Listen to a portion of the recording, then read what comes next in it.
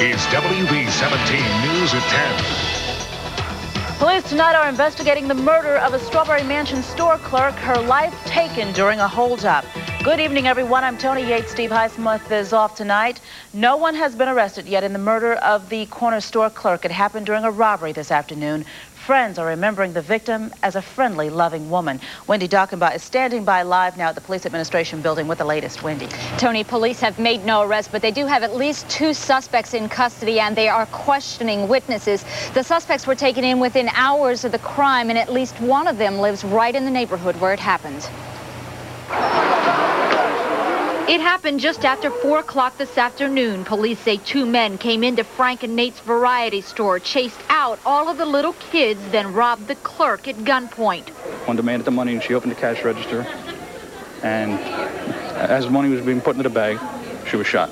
The victim is identified as 59-year-old Nita Kirby. Neighbors say she'd worked at the variety store for nearly a year and was known for feeding candy to the kids and letting them slide when they were short on cash. She was friendly with everybody, you know. She meant no harm. They didn't have to kill her, you know what I mean? They just didn't have to kill her.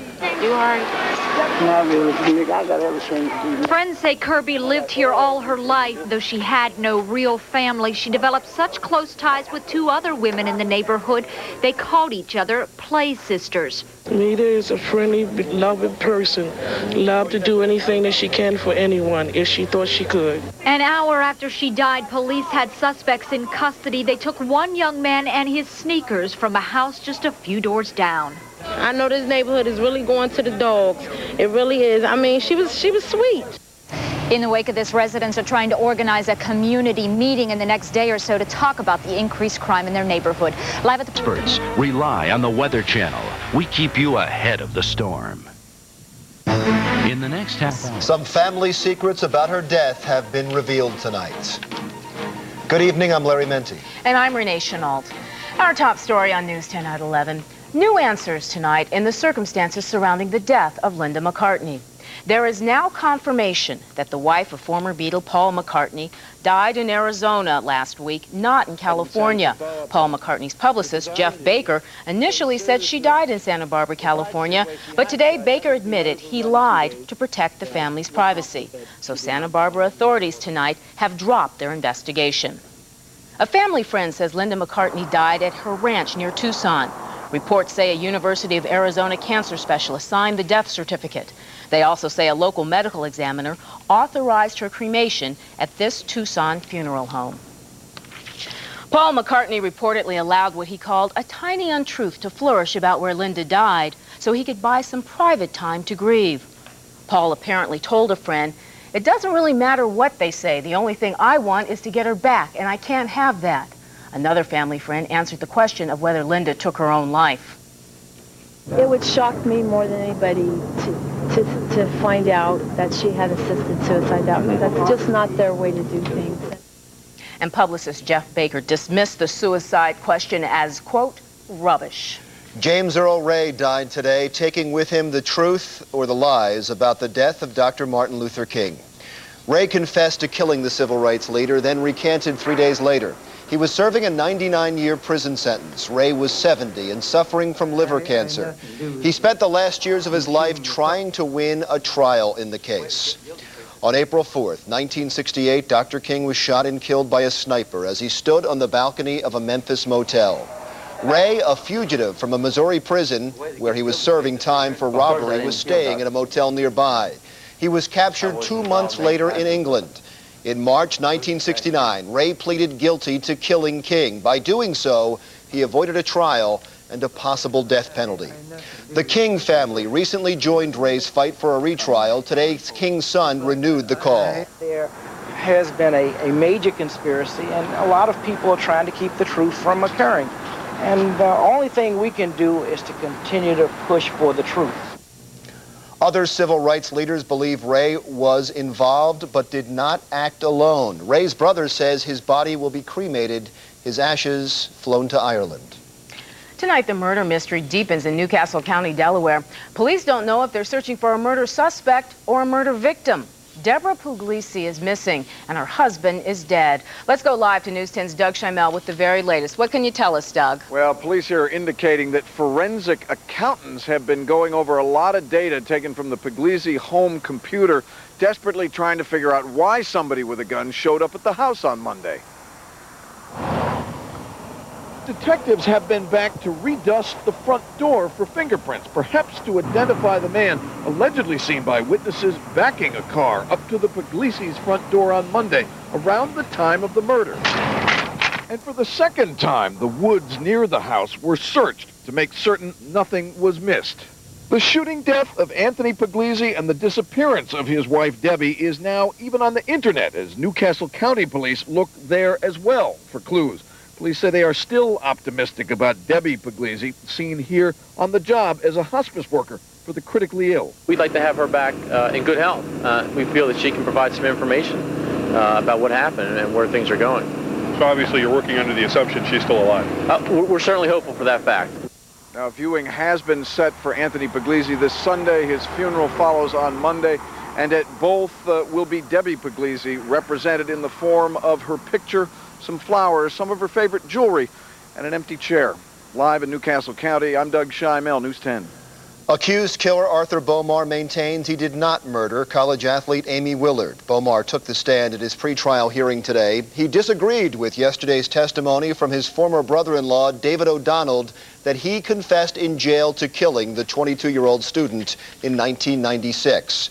Bomar testified he would never have discussed Amy Willard with O'Donnell because he knew he had been placed in the same jail to snitch on him.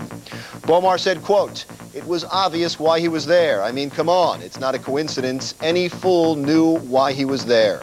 Later, under cross-examination, Bomar was asked, "Did you make any of the statements attributed to you yesterday?" Bomar answered, "No." The judge will now decide on a defense motion to keep Bomar's alleged statements from jail out of his murder trial. Well, tonight, a store shooting in Philadelphia has claimed the life of a local woman. She was shot and killed over just a few dollars. News 10's Tracy Davidson is live on the scene in North Philadelphia. Tracy.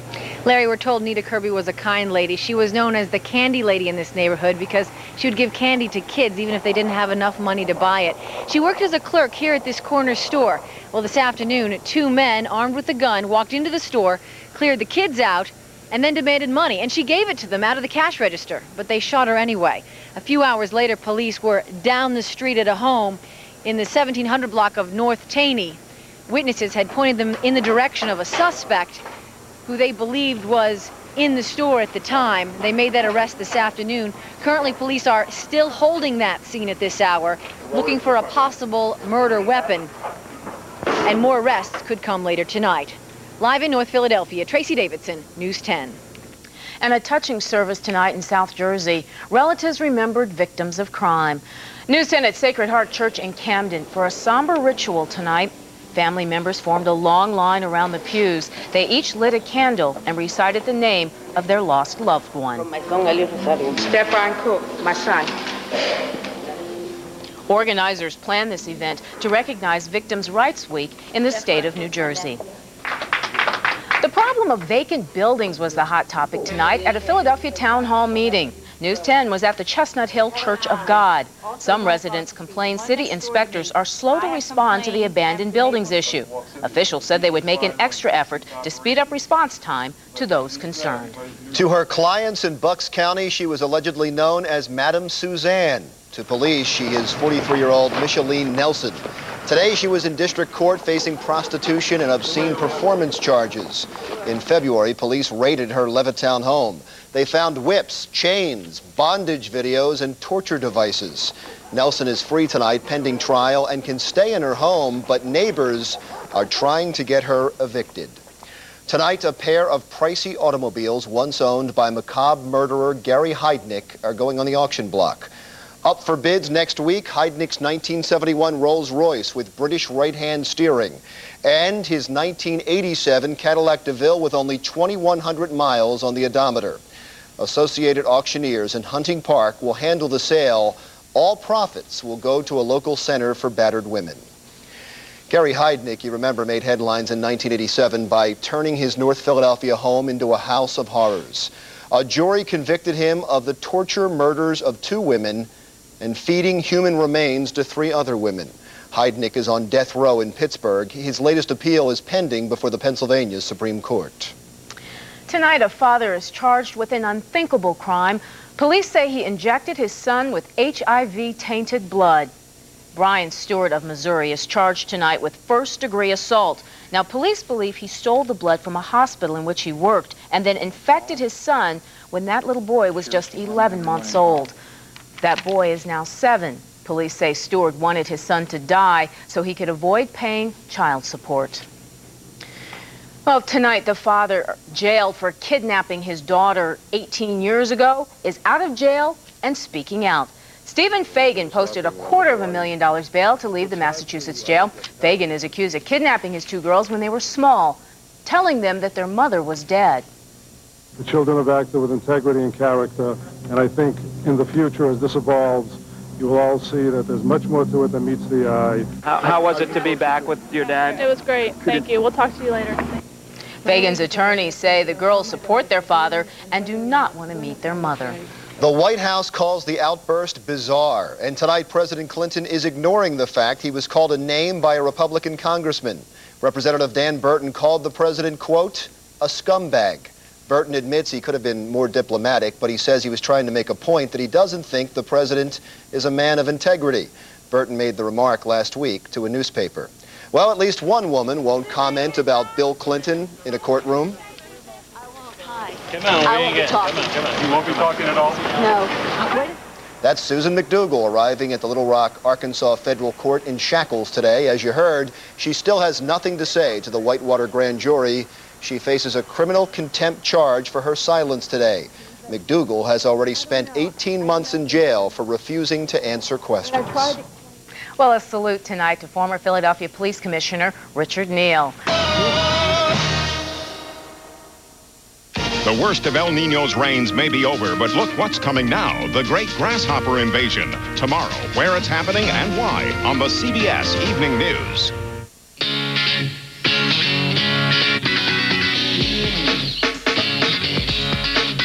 CBS Eye on People, available on cable and satellite. Monday, after Cosby, Ray's got a problem. Why didn't you tell us you were having a midlife crisis? The announcements are still being printed. How will he handle it? You want to have an affair? That's one of my goals, disappoint another woman. An all-new Raymond. Yeah. Then, after a brand new closer, meet Murphy Brown's new singing secretary. Do I have any messages? 1.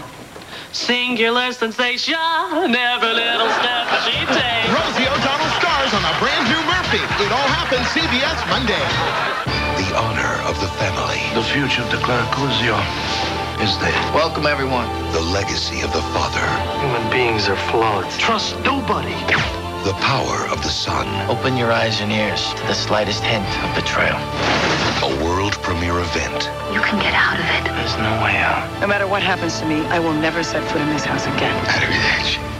Mario Puzo's The Last Don 2, CBS Sunday, May 3rd. Due to violent content, parental discretion is advised. For the fun time of their life, enroll your children in the Goddard Summer Program, a 2 to 11-week program of fantastic activities, especially for the 4 to 10-year-old who's bored with their regular routine.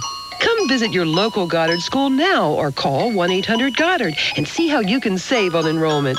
There's swimming, nature outings, golf, kite flying, trips to the zoo, and much, much more. For a Goddard summer your children will never forget. Call 1-800-GODDARD now.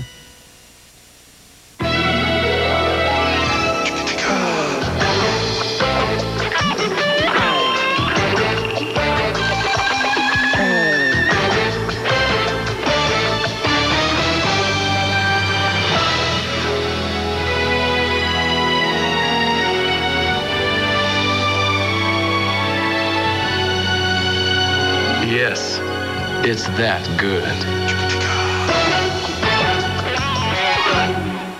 Dave Frankel, part of the Eyewitness News team, weeknights at 6. Eyewitness News focuses on James Earl Ray tonight. The convicted assassin is dead. He spent most of the last 30 years of his life vehemently denying he killed the Reverend Dr. Martin Luther King Jr. Good evening, everyone. I'm Larry Kane. And I'm Trina Robinson. Whatever secrets James Earl Ray possessed about King's killing, he took with him to the grave. Ray died in a Nashville hospital from liver disease and kidney failure at the age of 70, 30 years almost to the week after King's assassination. Eyewitness News anchor Don Stenslin has more. We're saddened by his passing. The fact that he had to live the last 30 years of his life in torment in hell after he killed Dr. Martin Luther King Jr. The Reverend Jesse Jackson was there. It was 20 years and 19 days ago that he stood on a Memphis balcony with Dr. King and heard the gunshot that will forever haunt American history. In Philadelphia, friends of Dr. King reacted to James Earl Ray's death with compassion. I think that Dr. King himself would react as a Christian pastor would. He said that any human being's death diminishes all of us. But many wonder if Ray's death diminishes the chances of ever proving or disproving a conspiracy theory, something Jesse Jackson feels strongly about. Regretfully, he was the pawn in a conspiracy to kill Martin Luther King Jr. I'm sure that there were others involved in Dr. King's assassination. Dr. King's family will not put the conspiracy theory to rest. In fact, in the end, it was Dr. King's own son, Dexter, who met with Ray last year and supported his quest for a new trial. Even though Ray died a convicted murderer, conspiracy theories are not likely to die with him. Tonight, word from the Justice Department that Ray's death will not change the government review of whether or not to reopen the investigation into Dr. King's assassination. Now, Coretta Scott King renewed her call for a full probe. Dr. King's family released a statement calling Ray's death a real tragedy, not only for them, but for history. Trina and Larry. Okay, thank you, Dawn. A woman working inside a variety store when crime touched her life in a big way. The robbery led to a shooting, and the 50-year-old clerk was killed. It happened inside Frank's Variety Store on Cecil B. Moore Avenue in Strawberry Mansion. Authorities say Anita Kirby was the victim of the robbery. She was shot dead on the scene. Friends tell Eyewitness News Anita Kirby was a good person involved in a senseless crime. She's a good person. That's all I can say. She did anything for anybody, anytime. And we were together we were together. She didn't have to go out like that at all. Not at all. Innocent victim of crime. No one else was injured during the robbery. Police are searching for 2 suspects tonight. Accused killer Arthur Bomar is speaking out for the first time. He was on the witness stand at a pre-trial hearing. Bomar calmly replied no when asked if he knew murder victim Amy Willard, if he put a knife to her throat, if he put her body in a van. Yesterday, Bomar's brother-in-law testified that Bomar told him he raped and killed Willard after she begged for her life. The victim's mother stared directly into Bomar's eyes during the entire 2-hour testimony. Yesterday, I could hear Amy's voice begging for her life, and that was overwhelming. And today, I have to meet the challenge once more, to face, to accept, to love Amy deeply, and to go on.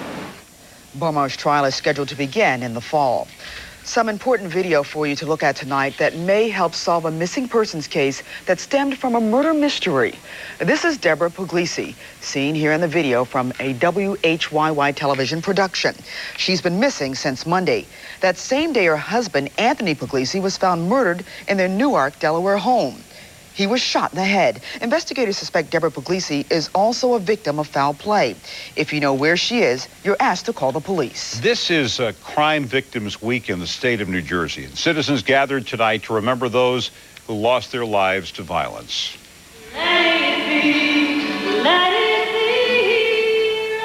Let it be was the message of the ceremony at the Sacred Heart Church in Camden. It's a time for surviving family members to reflect and to grieve. This year, the homicide unit of the Camden Police Department was also acknowledged for its tireless efforts on behalf of the homicide victims and their families. And another memorial service also held at the Washington Memorial Chapel in Valley Forge.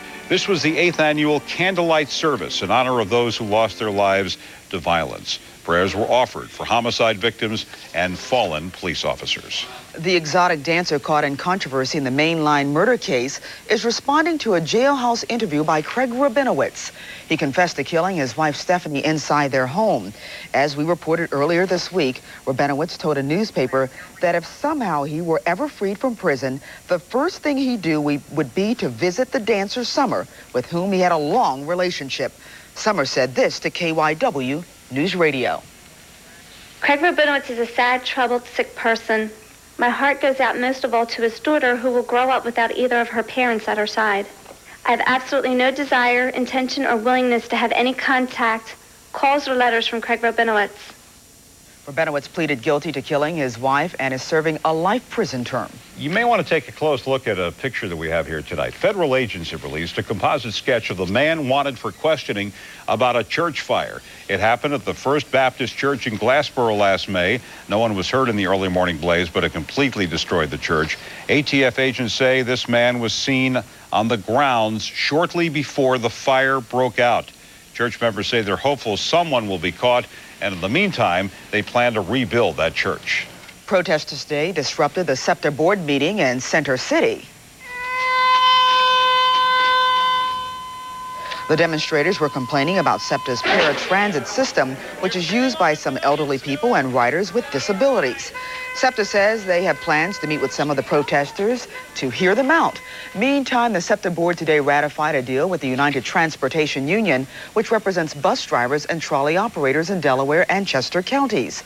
Talks with the Transit Workers Union continue. And so does the agony for so many children in our country. Hundreds of thousands of children are waiting to be adopted. But a Princeton woman says she's had to wait to adopt 2 African-American children simply because of her race. Now she's taking her case to court. Eyewitness News reporter Colette Cassidy has more tonight. These are 2 children who once needed a home. 5-year-old Rocky and 9-year-old Ryan, African-American siblings adopted by this woman, 58-year-old Dr. Gladys Means, a former educational psychologist. But Dr. Means claims New Jersey's division... You're watching 6ABC, the Delaware Valley's most watched station. As a public service to our late-night viewers, Channel 6 now presents a rebroadcast of tonight's 11 o'clock news.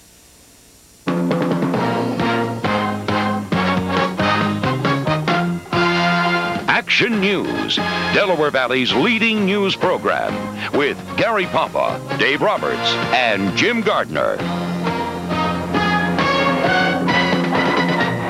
His name is Bobby Hoying, and on his broad shoulder pads rests the future of the Philadelphia Eagles.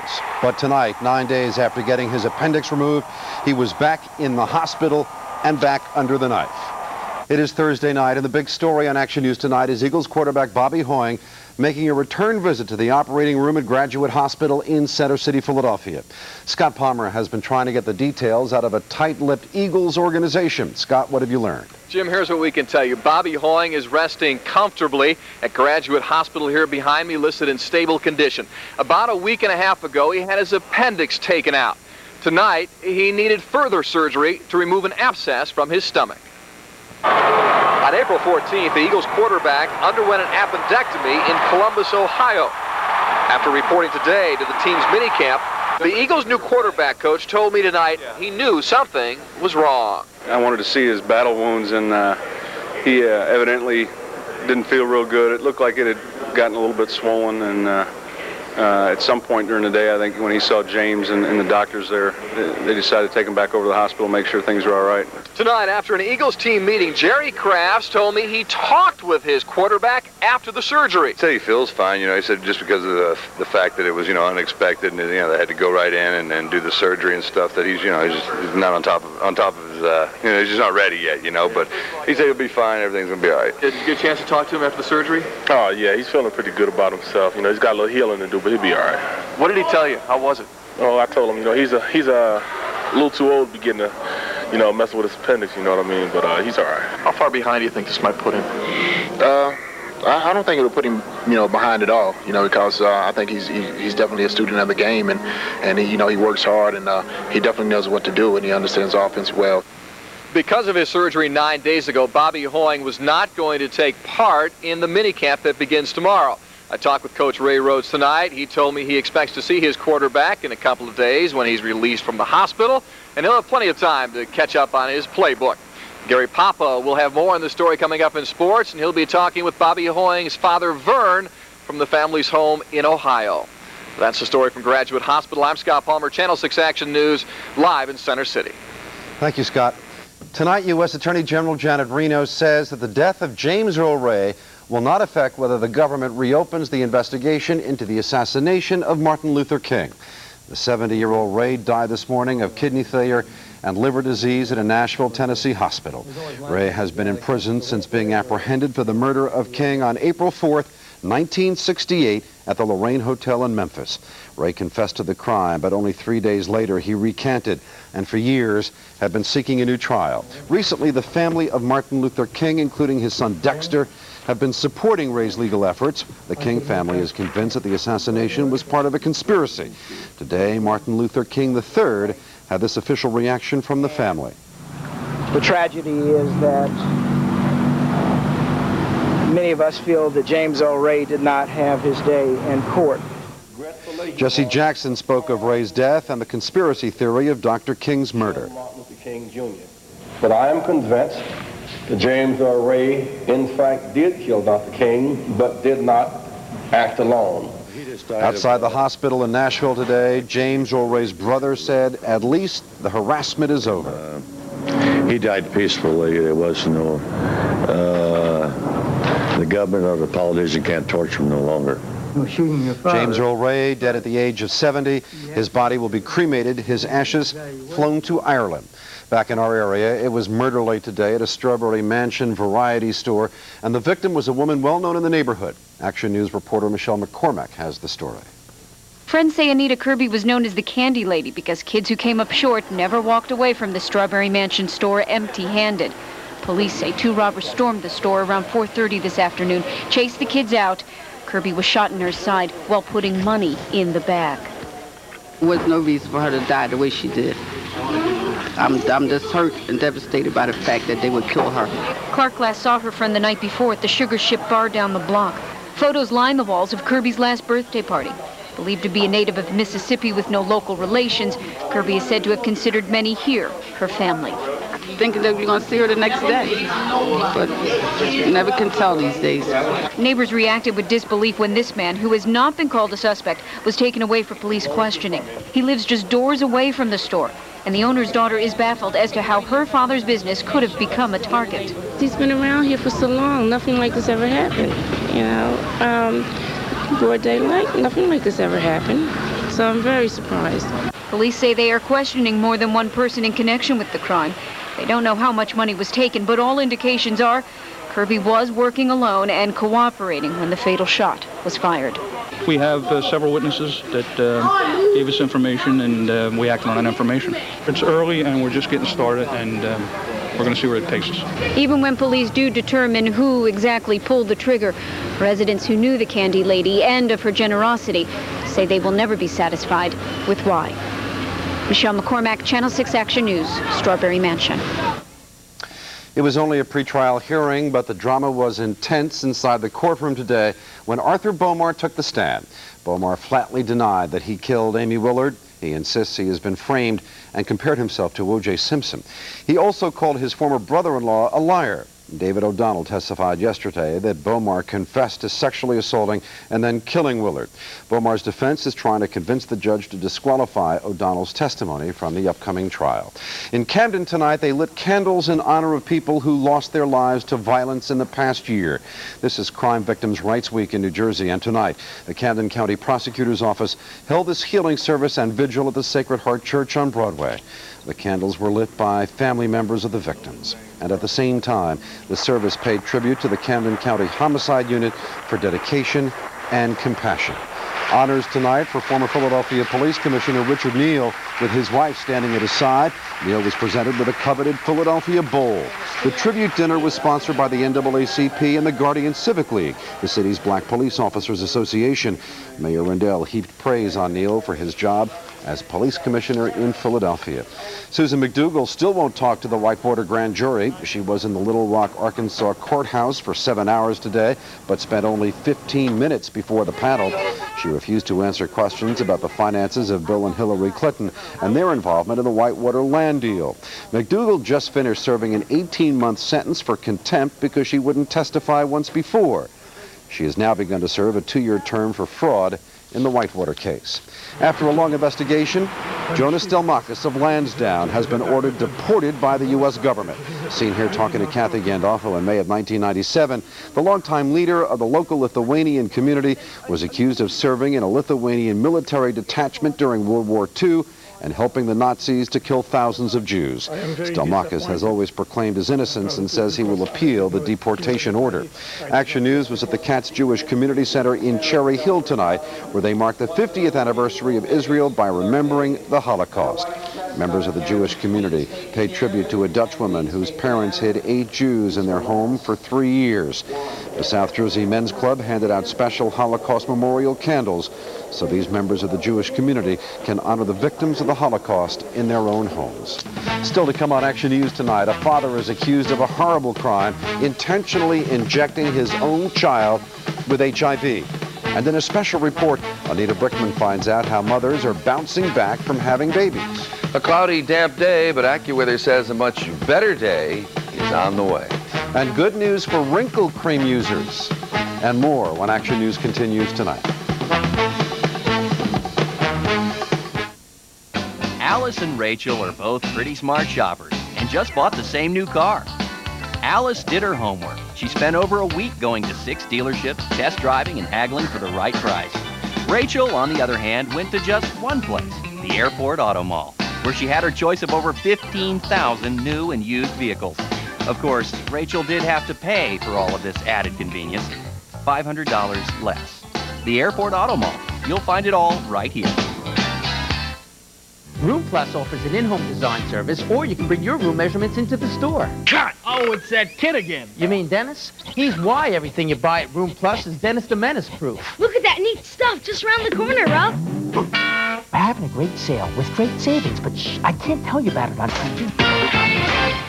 Good evening, I'm Jill Chernikoff. I'm Rich Noonan, and Martin Luther King's assassin has died. That's first on Fox tonight. 70-year-old James Earl Ray is gone, but the questions about what he takes to his grave live on tonight. Ray confessed to killing Martin Luther King Jr. shortly after Ray was arrested in 1968. He quickly recanted that confession. Though dying of cirrhosis of the liver, Ray maintained his innocence until the end. Juliet Huddy reports. 30 years ago this past April, as he stood on the balcony of his Memphis motel room, the Reverend Martin Luther King Jr. was assassinated. This morning at 10:36 a.m. Central Time, the man convicted of killing King passed away at the age of 70. James Earl Ray's complicated life is over now, but the questions about his involvement in King's murder still remain. In recent years, he referred to himself as simply a 2-bit career criminal. But on March 10th, 1969, his 41st birthday, James Earl Ray confessed to the murder of Reverend Martin Luther King Jr. 3 days later, Ray recanted, insisting he wasn't guilty after all. The guilty plea was resulted when the government obtained control of my attorney. There was various coercion and threats against family members. But he was convicted anyway and sentenced to 99 years in prison. Throughout the years, Ray continued to maintain his innocence. I didn't kill Dr. King, and I wasn't involved in any type of collusive acts to kill him. In other words, I wasn't some type of, accomplice. In March of 1997, he met with Martin Luther King's son and won the King's family support for his request for a new trial, but to no avail. After having met with James Earl Ray, and even before, I believe, and my family believes, that this man is innocent. Today, the King family promised to continue pushing for a new investigation. Although Mr. Ray is deceased, we do still believe that there's enough information. If a thorough job is done, we can only hope and pray that the truth one day emerges. Now, earlier this month, in fact, King's widow, Coretta Scott King, met with Attorney General Janet Reno and asked her to reopen the investigation. No word yet on Reno's decision. In Atlanta, Juliet Huddy, Fox News. A horrifying crime in Missouri. A man is charged with trying to kill his young son by secretly injecting him with the AIDS virus. He said he did it so that he didn't have to pay child support. This is the face of a man who police say injected his own son with the virus that causes AIDS. Police say 31-year-old Brian Stewart, a medical technician, didn't want to support his child. So they say Stewart injected the 11-month-old baby with HIV. Investigators claim Stewart smuggled a syringe filled with HIV-tainted blood into a St. Louis hospital in 1992. At that time, the child was being treated for a respiratory infection. 4 years later, he was rushed to Children's Hospital in St. Louis with an unknown illness. After a battery of tests were run on the child, it was determined that he was HIV positive, and normal conventional ways that this disease is transmitted were ruled out by the medical staff. Stewart allegedly told the boy's mother that she would never collect child support because their son wouldn't live that long. AIDS activists say this case is appalling. Somebody that works in a hospital would be someone who very likely saw people who had HIV and had the disease and saw the different stages. And so, and in that you wonder that there must really have somewhat of a sick mind to see that suffering, and then not only to want to maybe get rid of his son, but to want him in some way to suffer in that way. Stewart, who's being held on $500,000 bail, is pleading not guilty. Prosecutors say he will be charged with murder if the young child dies.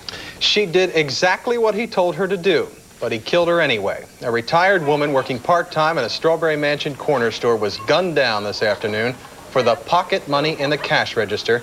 Two masked gunmen walked into Frank and Nate's variety store on the corner of Taney and Cecil B. Moore just after 4. They chased the children out, then they did their business.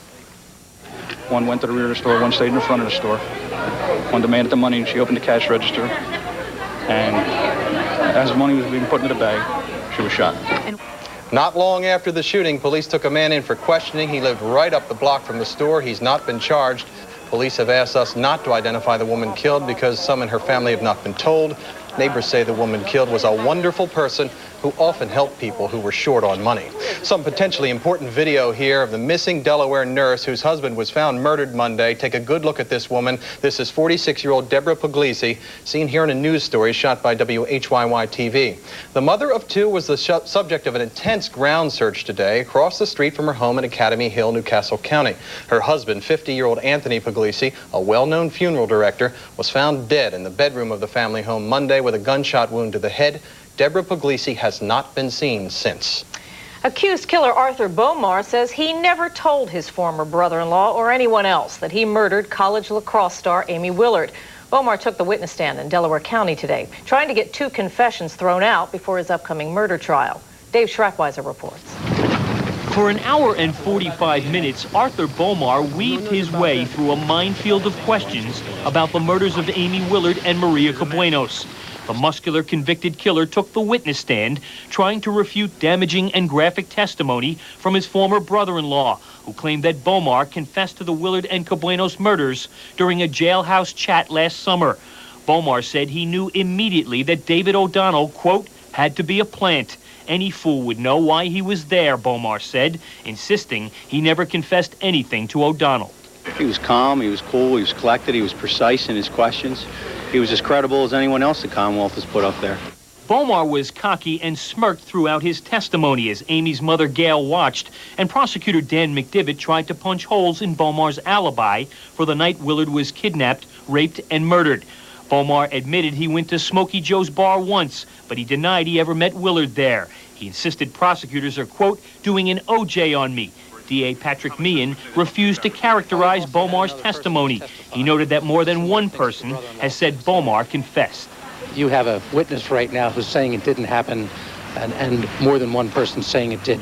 Mark Much says O'Donnell simply didn't tell the truth. You know, you heard Mr. O'Donnell testify. He was born with a lie on his tongue. Anything he says is incredible as far as I'm concerned. Bomar leveled some charges of his own, claiming guards at the Montgomery County Jail threatened to kill him if he didn't plead guilty to a series of burglary and theft charges last year. He said former Delaware County First Assistant DA Joe McGettigan once told him, quote, it will be a pleasure to stick the needle in, referring to the death penalty and lethal injection. Gail Willard, meanwhile, spoke to reporters before Bomar testified, clearly shaken by Wednesday's graphic testimony from O'Donnell about the murder of her daughter. Yesterday, I could hear Amy's voice begging for her life, and that was overwhelming. The judge gave both sides 20 to 30 days to submit legal briefs on whether these jailhouse confessions should be admitted as evidence in Bomar's upcoming trial. That, plus other pending issues, will almost certainly push the beginning of this trial past its June scheduled starting date. In media, Dave Schratweiser, Fox News. Another story now about confessions. Should police officers videotape confessions? Philadelphia Police Commissioner John Timoney thinks so under certain circumstances. Mayor Ed Rendell has appointed a commission to look into taping.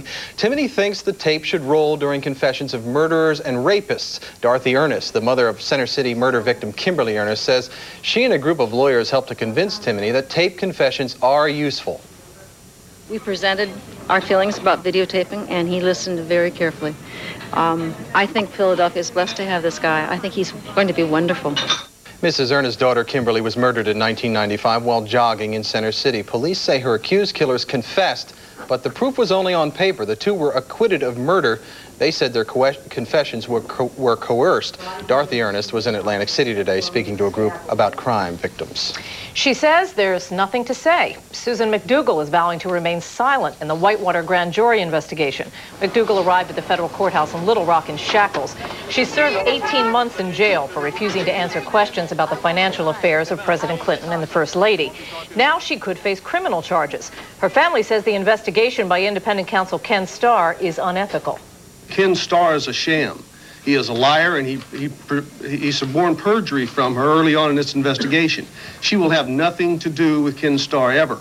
Not in this grand jury and not in a new one.